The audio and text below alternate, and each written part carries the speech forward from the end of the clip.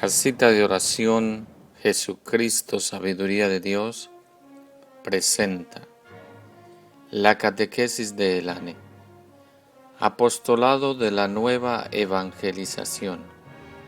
Quedan en manos de Jesucristo, Sabiduría de Dios y la Santísima Virgen María. Proclamación del Santo Evangelio según San Marcos, del 4:35-41. Al atardecer de aquel mismo día, Jesús dijo a sus discípulos: «Crucemos a la otra orilla del lago». Despidieron a la gente y lo llevaron en la barca en que estaba. También lo acompañaban otras barcas. De pronto se levantó un gran temporal y las olas se estrellaban contra la barca, que se iba llenando de agua. Mientras tanto, Jesús dormía en la popa sobre un cojín. Lo despertaron diciendo: «Maestro, ¿no te importa que nos hundamos?». Él entonces se despertó, se encaró con el viento y dijo al mar: «Cállate, cálmate». El viento se apaciguó y siguió una gran calma. Después les dijo: «¿Por qué son tan miedosos? ¿Todavía no tienen fe?». Pero ellos estaban muy asustados por lo ocurrido y se preguntaban unos a otros: «¿Quién es este que hasta el viento y el mar le obedecen?». Esta es palabra de Dios. Te alabamos, Señor. Referencias para la mejor comprensión del Evangelio. Jesús había decidido cruzar a la otra orilla del lago de Genesaret. Iba de la tierra de los judíos a la tierra de gentiles, lo que para los ojos de los apóstoles era como ir de la tierra de la luz a la tierra atea de la oscuridad. Este dato quizás contribuya a explicar el pánico que se apoderaría de ellos llegado el momento.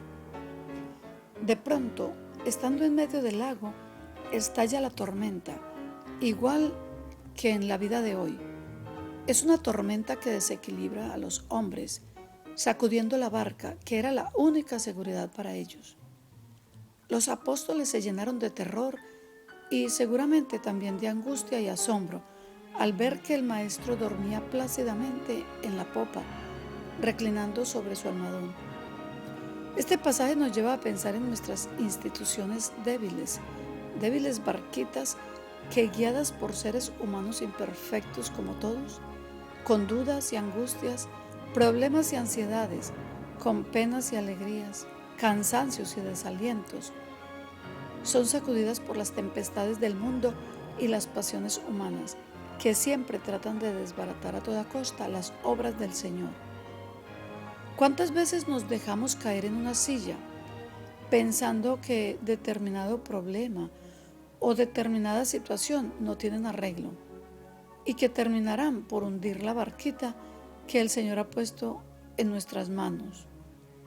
Ya sea la casita de oración, el ministerio tal, o el centro local, o el provincial, o el nacional, sea lo poco o mucho que Dios nos ha encomendado en su obra. ¿Cuántas veces nos ponemos de rodillas frente al Santísimo, sintiendo que va subiendo el agua de la tormenta, y clamamos a Dios: «Señor, ayúdanos que nos hundimos»? Nuestra poca fe y a veces una leve y sana dosis de realismo nos hace ver que no pudimos, que no supimos o no quisimos llevar adelante la responsabilidad que nos había encomendado el Señor en esta obra.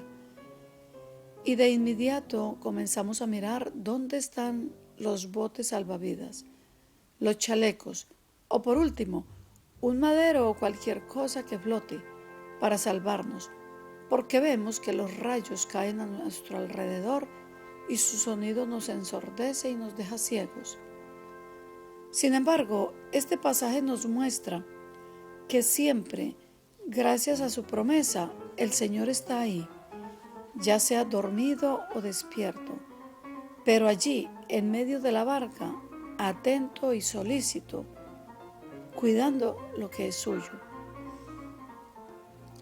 Algunas veces nuestra falta de fe y otras nuestro excesivo amor propio nos llevan a creer que las obras no son suyas, sino nuestras, producto de nuestra inteligencia y de nuestra fortaleza, de nuestra capacidad y de nuestra agudeza.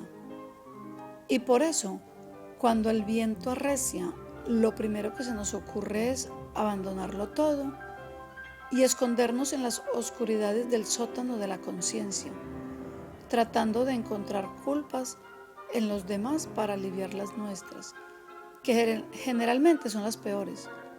Este pasaje de hoy nos muestra varias cosas. En primer lugar, que en la barca está Jesús, por lo tanto, nada sucederá que Él no lo permita.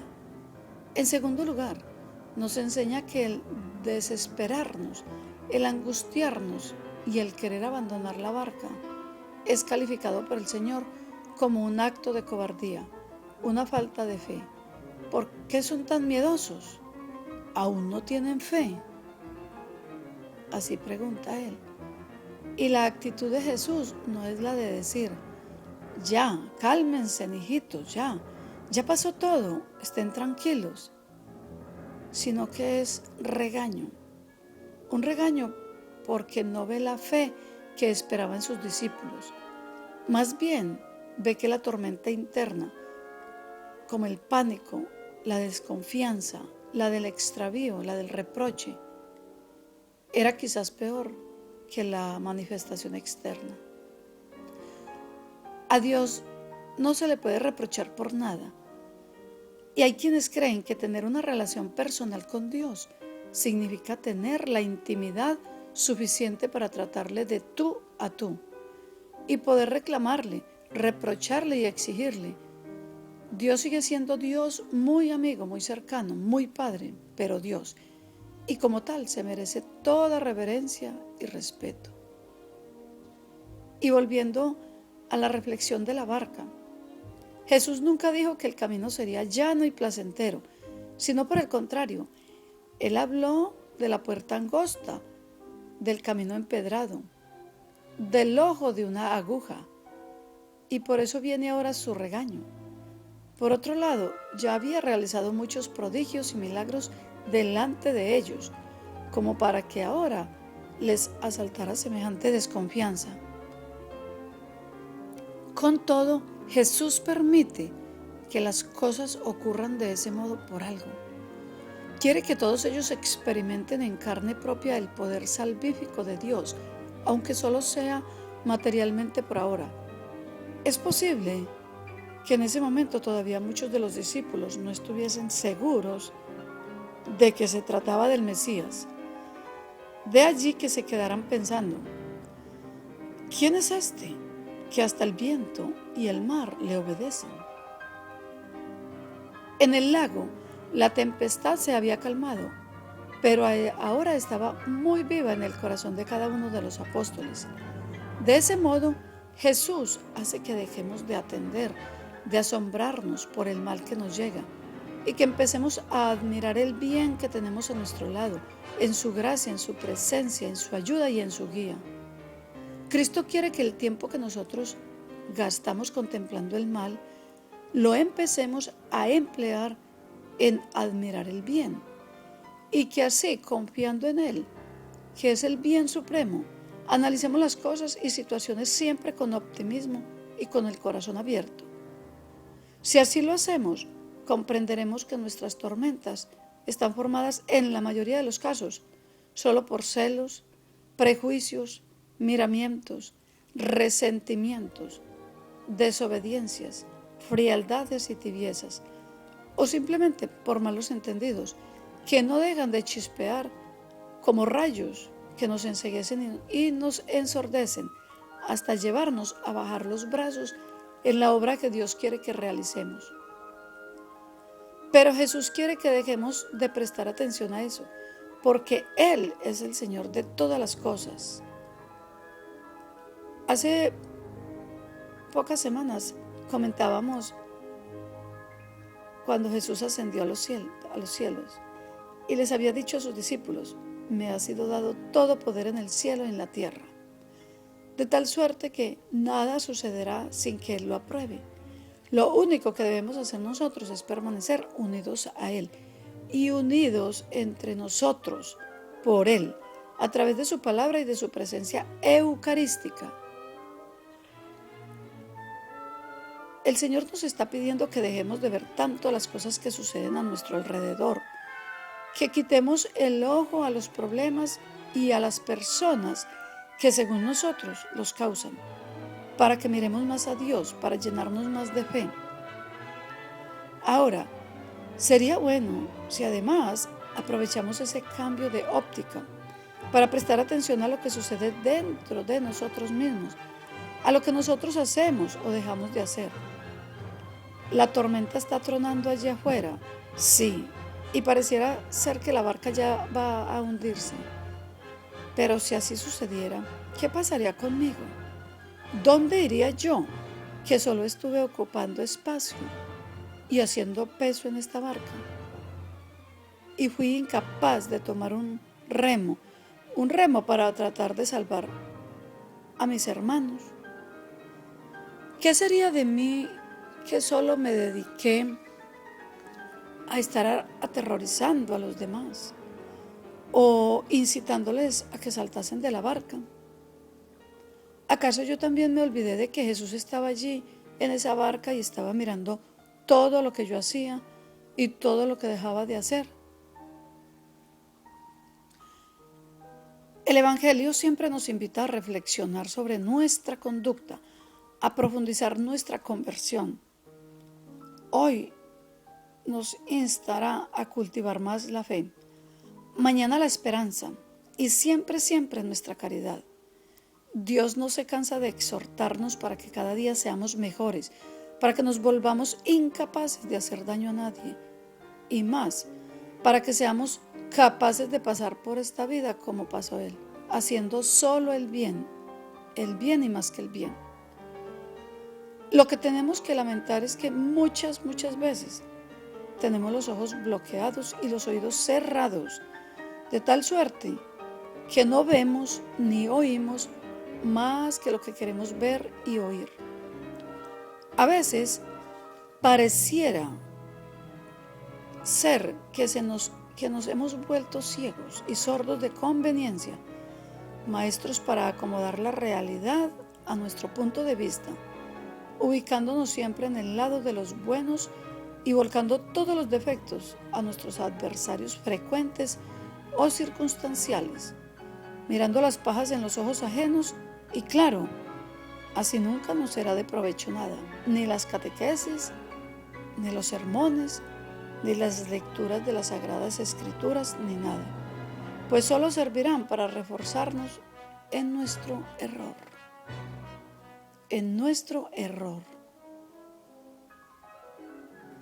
Sería muy bueno ahora que permanezcamos unos minutos en silencio para meditar sobre este último asunto. Y a continuación, las preguntas para obtener la reflexión de este Evangelio.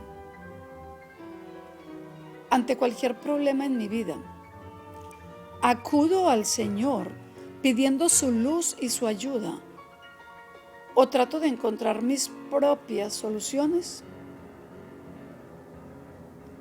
Por la lectura de la palabra podemos entender el poder de Dios, pero ¿entendemos también su amor? Si me pongo a pensar en el tiempo que transcurrió desde que comencé a participar en una casita de oración, podría decir que mi fe ha crecido. ¿Cuánto? ¿Cómo lo noto? ¿Lo notan también las personas que me rodean? ¿Cómo podría dar un mayor y mejor testimonio de mi fe? Hasta el viento y las aguas le obedecen. ¿Por qué me cuesta tanto confiar en su auxilio y prefiero buscar soluciones por mí mismo? ¿Procuro aliviar con mi trabajo a otros? ¿O cuando debo hacer un poquito más que los demás, soy mezquino y me quejo? ¿Cómo es mi relación íntima con Dios? ¿Hablo con Él frecuentemente? ¿En qué tono? Concordancias del Evangelio con el Catecismo de la Iglesia Católica, el canon 2817, nos dice: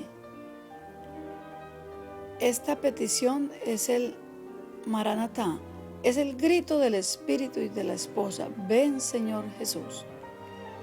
El canon 671 nos dice: el reino de Cristo presente ya en su iglesia, sin embargo, que no está todavía acabado, con gran poder y gloria, con el advenimiento del Rey a la tierra.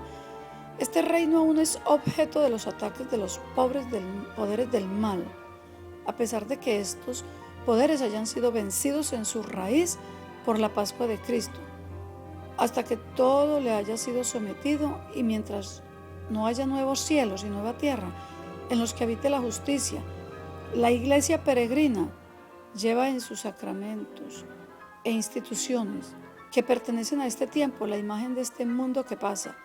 Ella misma vive entre las criaturas que gimen en dolores de parto hasta ahora y que esperan la manifestación de los hijos de Dios. Por esta razón, los cristianos piden, sobre todo en la Eucaristía, que se apresure el retorno de Cristo cuando suplican: ven, Señor Jesús. Y en el canon 548 se nos recuerda que los signos que lleva a cabo Jesús testimonian que el Padre le ha enviado e invitan a creer en Jesús. Y el canon 2046 nos dice que llevando una vida según Cristo, los cristianos apresuran la venida del reino de Dios, el reino de justicia, de la verdad y de la paz.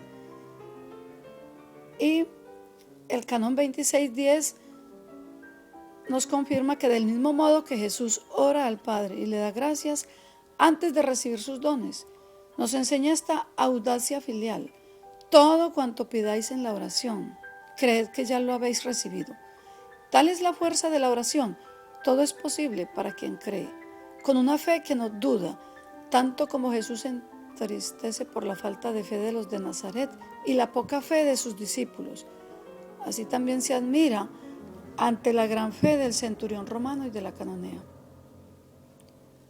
Reflexionando con la Gran Cruzada, palabras de nuestro Señor Jesucristo en inspiración. ¿Por qué tiemblas, oh hijo mío? ¿Por qué tiemblas? ¿Por qué quieres despertarme si duermo también sobre tu barquilla, agitada por las olas y por el viento? No intentes despertarme, no me digas nada, porque yo no duermo en verdad, solo descanso en ti.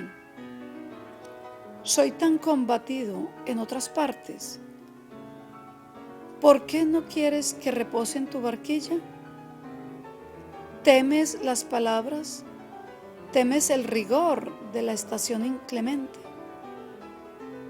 ¿Y qué mayor razón para confiar en mí? Anda tranquilo, no te abandono. Estamos ahora estudiando este mes la virtud de la obediencia, y el canon 532 nos recuerda: con la sumisión a su madre y a su padre legal, Jesús cumple con perfección el cuarto mandamiento.